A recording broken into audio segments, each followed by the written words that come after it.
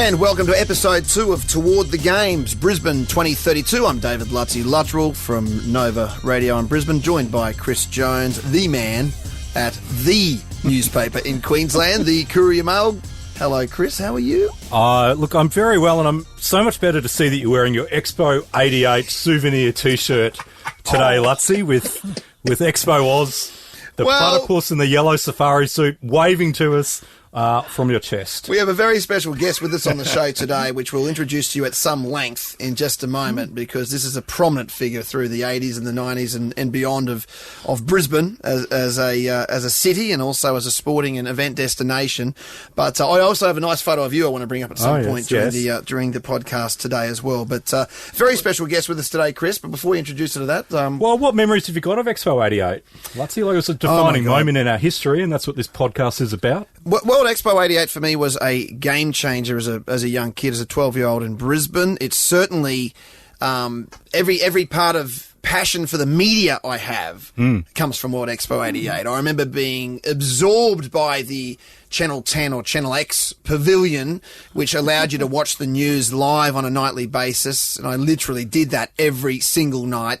And then I think Triple M had a live radio studio at the top of the river stage as well. So I'd literally spend the other half of the night staring at some guy on the radio and thinking, my God, if one day I can maybe do this as a career. I didn't think it would ever be possible. But yeah, World Expo was a significant moment in my life and something I'll never forget. And inspired both of us. That picture you're talking about is my junior reporter card that I found in a box at Mum's place recently. I feel like we've almost got to introduce our guest somehow, because she's champing at the bit over here, waiting to get involved. She's over there doing the chicken dance. I'm breaking protocol here because I know we were going to bring her in, but I feel like we have to. Sallyanne Atkinson, ladies and gentlemen, the Lord Mayor of Brisbane from 1985 to 1991. She's been president of chair of various organisations and boards over the years. This is an interesting one. Recipient of the Australian Catholic University's highest honour, a doctor of the university, recognising Sallyanne's extraordinary contribution to Australia's international reputation as a location for sporting events, and of course the contribution of government and community as well. And I guess significantly in the context of this podcast, a key figure in the Brisbane 1992 Olympic bid, which was unfortunately unsuccessful, and the successful Sydney 2000 bid, where she would go on to be the Deputy Mayor of the Olympic Village as well. How's that for a LinkedIn profile? That's certainly better than yours, Luttsy. That's just the tip of the iceberg as well, with Sallyanne Atkinson, a very welcome so very heartedly to our podcast. I'm delighted to be here, and it was sort of great hearing you reminisce about those things that were really very important in the life of Brisbane, but very important in the life of the people of Brisbane. I think this is why everybody remembers Expo, because some way or another they were emotionally touched by it. Getting goosebumps. But you know why? Because we got through the first podcast a couple of weeks ago, Sallyanne, didn't we, Chris? And we thought we hadn't really talked about... We got through it. We talked about infrastructure and excitement and money and blah, blah, all these words. And we thought, this is really... It's about the people of Brisbane. And I feel like that's been even lost by our politicians at this point in the current context of this Olympic bid. It's about the people that live here. Everything is about the people. And, you know, one of the problems, I think, for governments now is that politicians each, at every level of government, have so many advisors that they aren't out there getting their hands dirty and talking to people and hearing what they have to say. Social media makes it very easy to be at a distance from the real people. So everything that politicians do, I mean, if you're talking about infrastructure, what's it for? It's to allow people to drive faster or get somewhere more quickly. Yeah, conveniently. Or conveniently. Yeah. Or not. Yeah. Depending. Yeah, exactly. And so when you set off on the bid for 1992 Olympics, which was when you came to office in 1985, were the people of Brisbane behind that bid? Not all the people. It was interesting because it was really on the back of the Commonwealth Games of 1982 when dear Roy Harvey, who was my predecessor as Lord Mayor, got up in the mall, I think it might have been a thank you to the athletes or something, and said, and now let's go for the Olympics. And we all went, no, hang on, that's a bit much. And when I came into office, I too was a little bit cynical, because what I was discovering when I came in was that you're both too young to remember there was the great garbage strike in Brisbane. Right. And when I came into office, I discovered that all the council officers who should have been looking after the garbage and the contracts were all busy playing Olympics. Yeah, right. So it was a bit of a mess and a bit of a muddle. And I came into office in April, and we were lined up to go to Berlin to say, here we are, we're ready, to the IOC in May. Yes. So it was a very quick sort of learning process. And that's when I called Kevin Gosper in Melbourne, who is the president of the Australian Olympic, and said, help, Kevin. Look, I just need a bit of advice on this. And that's how John Coates come to Brisbane. A young John Coates. Young John Coates. So how did that happen? Who was he at that point? Well, he was a suburban solicitor, I think, in Sydney. He was a solicitor in Sydney, very involved in sport, very involved in sport administration. He had been a rower. His wife was a rower. But I didn't know him, and nobody had heard of him. But Kevin Gosper did know him, right, and suggested that John would be the man. And John turned out to be the man, and he moved all his family, wife and 5 kids. He had one in Brisbane. His only daughter was born in Brisbane. Yeah, right. His Brisbane child. But he came up to Brisbane in, I suppose, about June of that year, stayed here for, I think, just trying to think. I have to do the maths on when we actually went, but a long time. So what was your role with him? How did you, I was become friends, or what was it like? No, we became great friends. Yeah. I was the chairman of the Olympic bid, yes. And he was the CEO. So it was a chairman CEO. I mean, he and his family had Christmas Day with my family out at Indooroopilly. So it was that close a relationship. Did he call that the girl? Did he call her Matilda or Sallyanne? Which choice did he go with? Good point, actually. Yes, what was his daughter's name?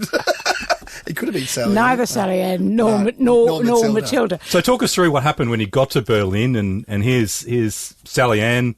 1 month into being Lord Mayor, and little Brisbane on the world stage saying, hey, wouldn't mind having the Olympics. We held a successful Commonwealth Games a couple of years ago. Talk us through how that played out. What was the vibe when you got there? I suppose the first vibe was one of surprise. First of all, people say everybody in Europe, most people in the world had heard of Sydney and Melbourne if they thought about Australia. Yeah. If they thought about Australia at all. They didn't really know about Brisbane. The Commonwealth countries might have for the Commonwealth Games. And this was pre-Expo when the world really did get to know Brisbane. So it was a surprise. And the other surprise was me, a female Lord Mayor. Still the only Lord Mayor in Brisbane's history. Only female Lord Mayor, ridiculous. And I spoke French. And I was young. So all those things went right against the stereotype of Aussie blokes sporting. I mean, I am the most non-sporting person in the world. Surprisingly, I have been to 5 Olympics. Yeah. So I'm very big in knowledge of the Olympics, but as a spectator, which is probably a very good way to do it. Do you think that was a positive? Do you think the fact that you thought you stood outside from that hardcore sporting sphere and thought more about the event space of it and the way it affected the people might have been one of your strong points in the end? Oh, I think so. I mean, I was a curiosity. I mean, I don't walk away. I'm honest. I don't walk away from that fact that it wasn't that I was overly impressive, but I was different. And it was the 80s, so how impressive were the shoulder pads that you had on in the power suits? The shoulder pads were great. They were good. And I took the robes with me. Can't believe it now. Did you really? I don't think Adrian took the robes when he went to Tokyo. Dog didn't take them to Tokyo. I took the robes and I was clanking my chains, and when Rupert Murdoch had this sort of wonderful lunch in East Berlin, which we weren't allowed to call East Berlin. That was a drama about that. Yeah. But I wore the robes and the chains and spoke in French. It was the speaking in French that they really And liked. how do you sort of get through a lobster while you're wearing the robes? That would be a remarkable challenge. No, I think I'd cut it up into little bits. So they were, I mean, as you say, Chris, it was the 80s. So the flowers were flown in from Melbourne. Yeah. Some very swanky florist, whose name I can't remember, and a very swanky caterer. All the food, all the flowers, everything came from Melbourne, and we had a bit of a problem with the seafood that was going to be held up by customs or immigrations at the border, but diplomatically we managed to get that through. Oh. It was like you look at the history of the games, etc., and cost blowouts and etc., and there was a different era. There's the new normal now at the Olympics about trying to be cost effective and almost cost neutral with the Olympics. But when you look back at the bid processes, it wasn't a great deal of difference. You were using primarily existing infrastructure for that 92 bid, the same way that in 2032 the basis of the Brisbane bid was existing infrastructure. The Boondall cluster was going to be a huge thing. I lived at Boondall in that time. Like, you were going to turn the swamplands of Boondall into a games village. It was going to be the Olympic village. Yeah, right. Very good. We were very proud of Boondall as going to become front and centre, but it was using the 82 facilities mostly. I mean, ANZ, QE2 was going to become a 100,000 seat new stadium, the same way that the Gabba is for 2032. There were similarities. And that's the very good one of the many good things about hosting the Olympics. It's an incentive to get things done, things built. And Sydney had very poor infrastructure before the 2000 Games, but on the back of having the Games, they managed to get those things. So the bid was very different in many ways. First of all, it was low cost. It was about 5 or 6 million. We had money left over, which we initiated a sports scholarship, for which Kieran Perkins was the first winner of that after the Games. And when you think of what it costs cities now to bid, it's quite extraordinary. Yes. But they were simpler times. We were allowed in those days to bring IOC members to Brisbane. Very important that they could come and actually see what we had. We had a simple message, Brisbane is ready, the Olympics in the sun, the friendly games, those nice things, which were nice for the IOC. Luckily, we had people, like Rupert Murdoch and some of the big people around town putting in money to help support all that. And in my in-depth research that I've done for this episode, I watched a YouTube clip of the bid. I think you watched it as well, Luttsy. I did. There were simpler times. There's lots of sort of long pictures of koalas and kangaroos at sunrise and things. And the other thing I noticed was this is clearly the 80s, because to do with the Boondall thing, as the video talks about how the athletes' village is going to be out there at Boondall in the swampland, there's a picture of a bulldozer proudly knocking down the mangroves. Is there really? I actually missed that. I must have missed that. Just let that one sneak through, didn't you? Oh dear. Oh. Well, these will be gone. Yeah, get rid of these. Well, we didn't have any consideration. I can remember. They were different times, weren't they? I can remember going to Gawler in South Australia to it's the World Cup for the equestrian events, because the big drama at the time was what to do. Bringing in horses would have to go into quarantine, and this could go against us in Australia as against the other places. Anyhow, I went to Gawler, met with Prince Philip, and told him, we've got this problem. He said, my advice to you, Lord Mayor, is forget the bloody horses. Yes. Right. Well, I'm not quite sure we can do that. But I think the other thing that's different is it was very much the Brisbane bid. I was the leader of the bid as Lord Mayor. Yeah. Joe didn't come to Lausanne to pitch. Bob Hawke didn't come. Right. It was just me. Okay. John Brown came as the Federal Minister for Sport and was fantastic. Right. I can't even remember who came from the state. And the International Olympic Committee understands cities. They don't understand states.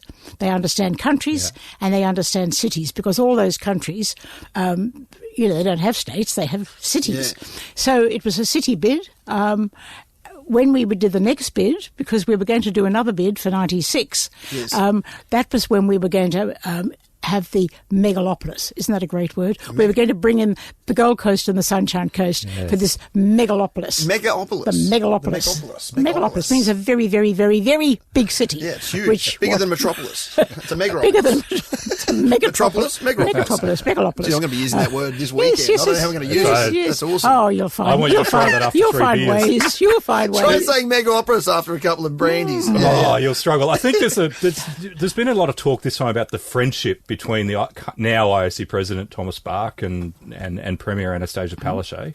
At the time, it was Juan Antonio Samaranch, probably the most famous of IOC presidents. Yes. Tell us about your friendship with him. Did you take him a gift, and how did you go? Always, and one for Mrs. Samaranch as well. Yes. In fact, I've been going through my garage, sorting through all my memorabilia, and I found this letter from a bishop, I don't remember which bishop it was, asking me to organise to take President Samaranch to Mass, because he wanted a private Mass, and he got private Masses in lots of places. But Atlanta, they'd said no, and in Sydney, he had to go to the cathedral. Right. So I had to take him to St Mary's Cathedral to Mass, because he was very... And the whole Catholic sort of group... model, yeah. You know, the Catholic group within the IOC, all those Latin Americans, right, okay. So going to Mass was a very good lobbying pursuit. We all go to Mass, always go to Mass. And the first time in Berlin, where the Catholic Church was proscribed, so it was very daring to go to Mass, but anyhow, a group of us did, including Princess Nora of Liechtenstein, who mentioned to me how terrible the toilet paper was in the hotel where we were. And so I was able... Was it that bad? Well, I don't know, but for some extraordinary reason we had... Was for a princess. We had taken a whole thing of toilet paper with us. Really? So we must have heard the rumour that the toilet paper was back. Fantastic. And I was able to give her a roll of toilet paper from Did it win her vote? I don't was she know one that, of the 10? Chris. I don't. And oh, excuse me. Were there more than that? I can't remember the numbers. I don't. Let's have a look. So, no, we did get 10. Sorry, Sally. So Barcelona, in the end... They got all of the Spanish-speaking countries. Of course they did. Funny that. Yes. Yes. They got 47. Paris got 23. The good news is we beat Belgrade. And Birmingham. And Belgrade had 5. And Brisbane Amsterdam. Had 10, maybe. And Amsterdam, we beat Amsterdam. Poor Amsterdam, you know. This is the problem with being close. People said how awful it was for us being in the distance. But in Amsterdam, busloads of environmentalists, busloads of greenies came down to Lausanne to protest against the Amsterdam bid. That knocked them out straight away. Right. Yeah, right. Now, I knew 3 days before the actual final vote, I'd got very matey with lots of IOC members, and I said to a man called Eduardo Hay, who was the Mexican IOC member, I said, Eduardo, look me in the eye and tell me, are the Latin Americans going to vote for Barcelona? And he said yes. So what, off the So back I of was what? prepared. Allegiance to Samaranch? Oh, allegiance to Samaranch, Spanish-speaking. He was Spanish. I don't think so much allegiance to Samaranch, but allegiance to Spain. Right. And that we all speak Spanish, and we all... And poor Barcelona had never had the games. Spain had never had the games. Yeah. So there was a strong feeling that it was their turn. And maybe they bribed them with toilet paper as well. Well, yes. Who knows what happened Well, in the dark old days of the IOC. I want to come back and talk about the 92 bid and the venues in relation to South Bank, which was a different thing, obviously, back then. We'll come back and talk about that and other things in a moment.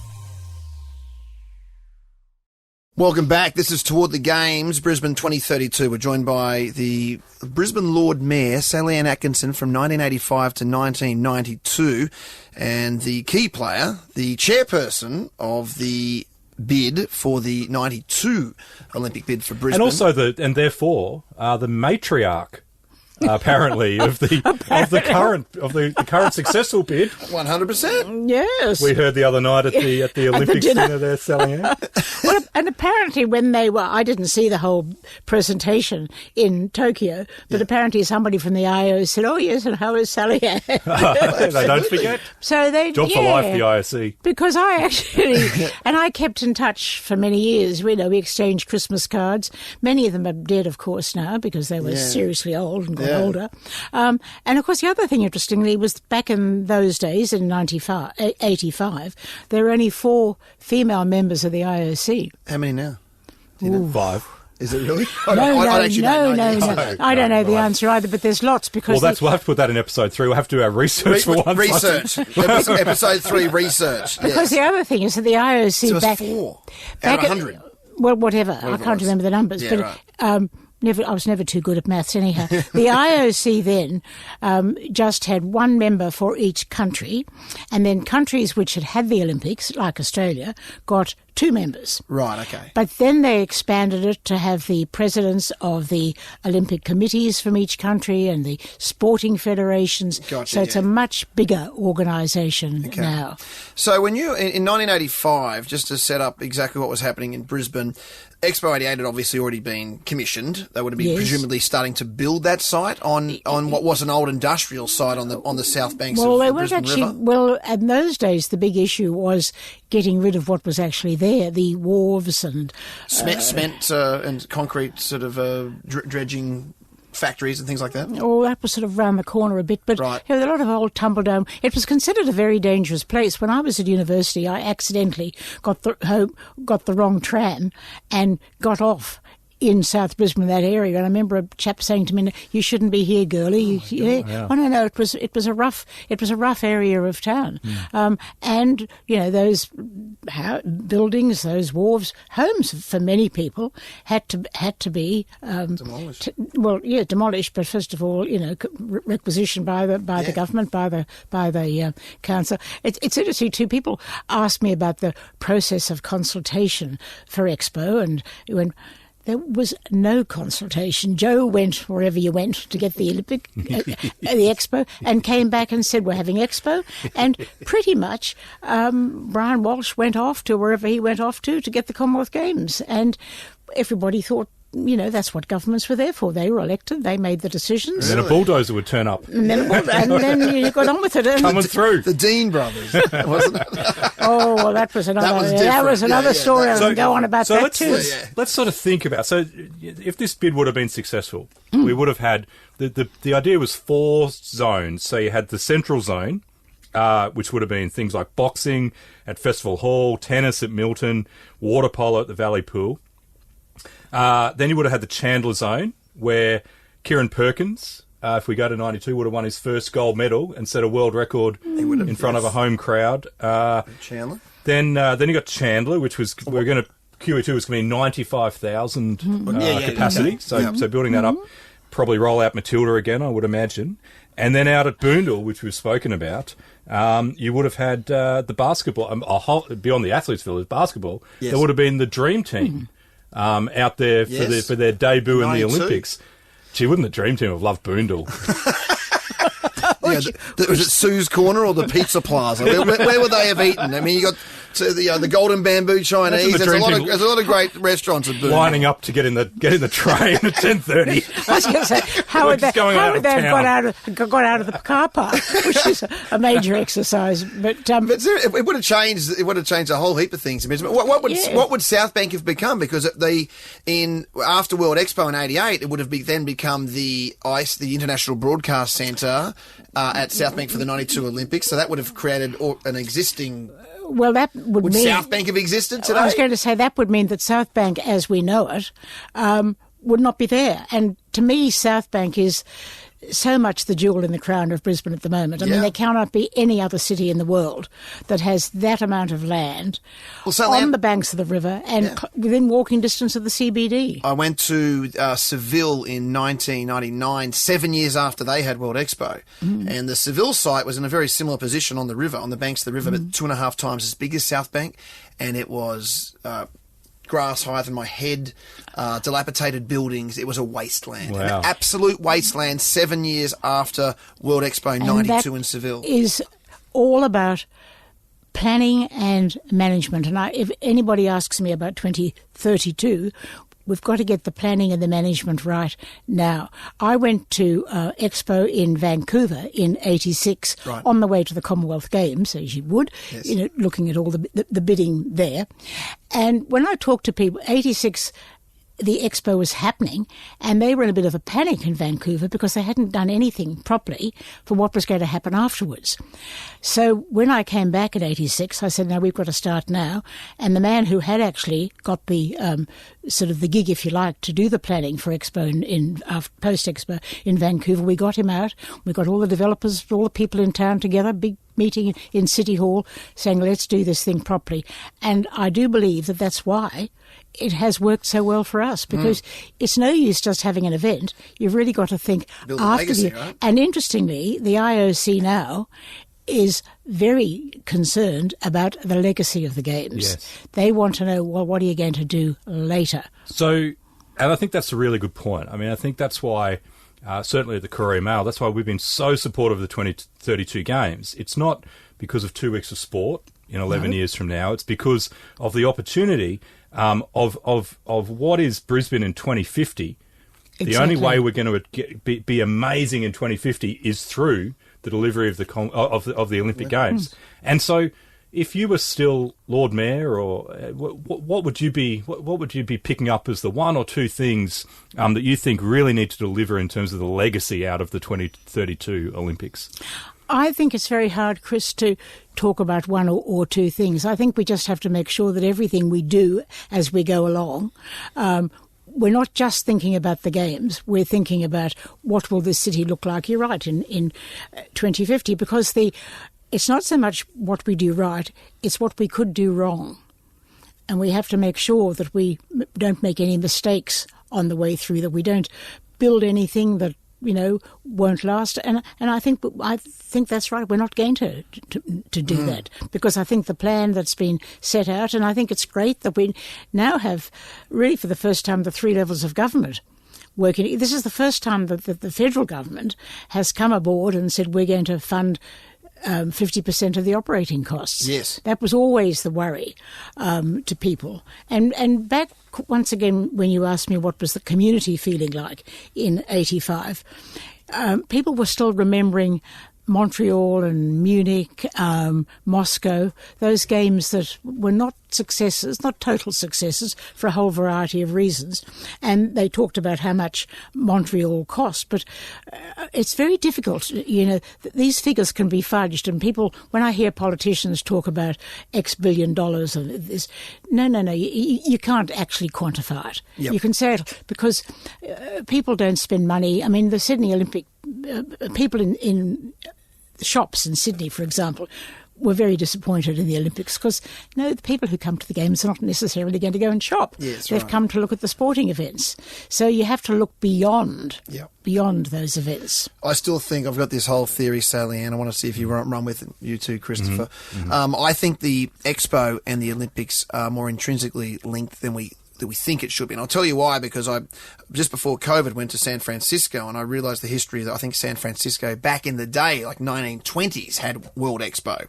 And what it was all the great minds of the world on ships would come and meet and they basically go, what have you invented? Well, I've invented this, and Newton would say this, and blah, blah, blah. And it became a centrepiece of a showcase of technology and innovation. And I think that there's a link at the Olympics that we've missed where the International Broadcast Centre and the Games Village out on North Shore at Hamilton should be a showcase of an expo-style showcase of what we are capable of in technology and things like that. Where at the moment the Olympic Village traditionally at the Olympics has been a massive cafeteria and a cardboard bed. And condoms. And condoms. Yes, bowls full of condoms. We just found the name of this podcast, by the way. The second episode is called Bowls Full of Condoms. Featuring Sallyanne Atkinson. Mother of 5. Obviously. What's the term of the Olympics? The matriarch. Matriarch of the Olympics. But actually, that's a very good point, Luttsy. Thank you. Because that's the sort of thing that we should be thinking about now. And that's why it's so fantastic we've got 11 years. Yes. And the other thing legacy, not condoms. Both. Finish your thought, yes. Well, yes. No, I'm not the one to give birth. I thought the cardboard beds the cardboard beds in Tokyo was because then you wouldn't need the condoms because the cardboard wouldn't stand up no. to the athletic pursuits. Come along. I don't. Yes, thank you, Sally. Yeah, right. Sally, now, goes back on track. I want to bring this podcast back on track. Thank you. The civilised. Thank you. The matriarch of the podcast. It is. Because, Chris, when we talk about when we talk about the Olympics as a couple of weeks of sport, the bit that's really important is the arts and culture. And that was something. As you know, I'm chairman of the Museum of Brisbane, and so we're starting to think now, way ahead, because we should be the centre of arts, culture in Brisbane, because even though these games are for southeast Queensland, they really are very much the Brisbane. They're going to be known as the Brisbane Games. Yep. That's what the IOC think. But the IOC was very keen to hear about what we were doing for the arts and so young musicians, performers, artists will all benefit from the Olympics in 2032. Well, this is good news for Luttsy, who's included singing on his LinkedIn profile as one of his key talents. I can't. It's a lie. I can't sing. But having said that, I think that Dubai is having World Expo right now. It's 25 times as big as South Bank. It's having World Expo right now. But all that desert. I know. There's a lot of space. But I think it's worthwhile someone from our committee getting over there and seeing what's happening in that space. 25 times. Gee, you'd struggle to fill up the World Expo passport. I know, right? Side 25 times. How do you get around? How do you go? When do you get to the New Zealand pavilion? It'll never happen. Wow. Hey, we'll come back in a moment and wrap things up. Hope you're enjoying episode 2 of Toward the Games, Brisbane 2032, with our special guest, the magnificent Sallyanne Atkinson, joining us with Chris Jones, of course, from the Courier Mail, and myself, Luttsy. Look, I think something very important that we should talk about, or think about anyhow, is how it will change people's lives if the Games do. So, for example, before Expo, most people of the age I am now, who were my parents back then, in Brisbane we'd have tea at 5 o'clock and then we'd listen to the radio perhaps and then we'd go to bed. We didn't eat out at night. You couldn't get a meal. You couldn't get a drink in Brisbane at night. Nope. After Expo, all that changed. People got used to the idea of, wow, we've got this great climate.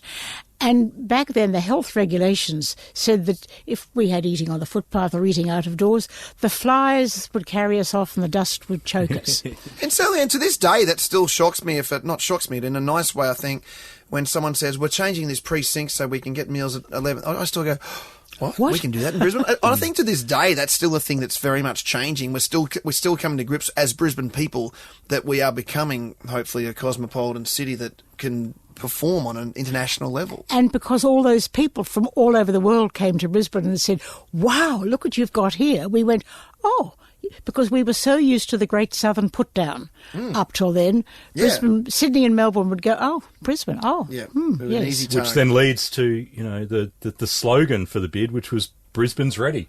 And we'd come out of ourselves and actually started believing in ourselves. And off the back of... Well, what did become We'll Show the World, which was World Expo. Which is on the back of your T-shirt there, Luttsy. Hey, I tell you what, all this talk, I've loved having on Sallyanne, because it does, we were teenagers, in the 80s and end of the 80s. So. Well, I was 12 at World Expo, yeah. And... they're great memories for people of our generation, the 80s. And it's got me inspired, actually, Luttsy. You were talking about your ideas for the opening ceremony of Brisbane in the first podcast. I had an idea of the next generation of City Cats taking the athletes from North Shore at Hamilton and the people of Brisbane being able to away from the banks. Oh, fantastic. Instead of just packing people into a stadium. So I'm building on this. It's got problems because there's 7 pubs on the way and the athletes could be drunk by the time they get there. It's not perfect yet. No, they won't be allowed off the boats. Off the city boats. Maybe closing ceremony they can do that though. Yes. Well, and on the opening ceremony, that would be on my 90th birthday. To tell you, well, you'll be sitting front and centre. That's the matriarch. You'll have a throne. Yes, I'll have something. I may have to have a throne. I may not be able to walk. An actual Royal Dalton throne. Okay, so here's in case there's an accident. Here's the 80s. Here's the Brisbane 80s inspired idea. Go on. They all get to the Gabba. The Gabba looks amazing. Yes. Sallyanne Atkinson, matriarch of the game, sitting there on her throne, front and centre, spotlight on, all that sort of stuff. Wearing a good hat. Big hat. So we get the crowd involved early on with the chicken dance, stealing the idea from Expo World 88. Expo, the German beer hall from World Expo. Full chicken dance experience. And then we hand out the first gold medal of the Games. The first gold medal is decided during the opening ceremony. Yes. And as a nod to Billy J. Smith, it's a knockout. We run an It's a Knockout competition with every country needs to put up their 6. Where's Jackie McDonald these days? Was Jackie McDonald and co-hosted with Billy Joe? well, Jackie's down at Eat Street every Friday night. There you go. Well, this is coming together already. It's in the shadows of the village. That's perfect. Yes. But they need to wear the velour sort of, full colour tracksuits. Yeah. And then off we go with the game. It's a knockout. And then hand out the first gold medal. And then the Olympics, the moment that we're all waiting for is the torch is lit. Yes. Kim Durant on the top of the Gabba sings Love You Brisbane. Yes. Was that the original? Kim Durant was the... Kim Durant, yes. Love You Brisbane. As Agro lights the flame. What do you think? The problem with that is Agro could actually light him. Like, unfortunately, flammable. It could become a. All right, I'll cross Agro. That could go viral on TikTok. Unfortunately, if we accidentally light Agro whilst lighting the torch. But perhaps by then, you see, technology, there'll be some new material for Agro. Fire retardant Agro. If there's one thing we do in the next 11 years, it's develop a material that allows Agro to light the Olympic flame. Well, there you go. There's a legacy for you. If that ain't a legacy, I don't know what is. But people at Brisbane would love it, surely. Well, and they're the custodians, as we were talking about. And they could all have one of those suits in case of bushfires. For bushfires. Well, we've solved the mascot problem as well. There's still 3,940 days to go, Luttsy, as we record this. Yes, is that and right? And we've already solved the Olympics mascot problem. Agro. Easy. Sallyanne is not convinced. The matriarch is not convinced. I can't gave us remember a funny look there. I can't remember what Agro looks like. He's a scruffy, round. I don't know. It could work. I'm not sure.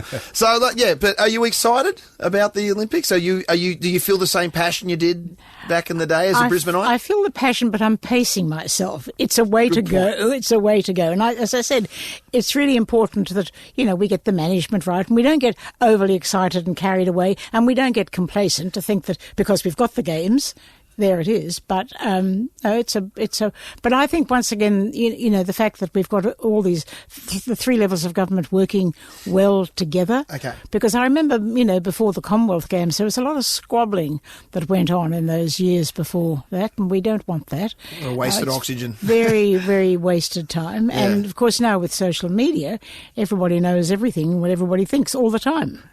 Well, I think there was a polite message to us there, Luttsy, which is calm down, boys. There's 3,900 days to go. Yes. Calm your farm. If you want this podcast to exist. You've got to find a lot of things to talk We about. do. No problem. You're back every fortnight.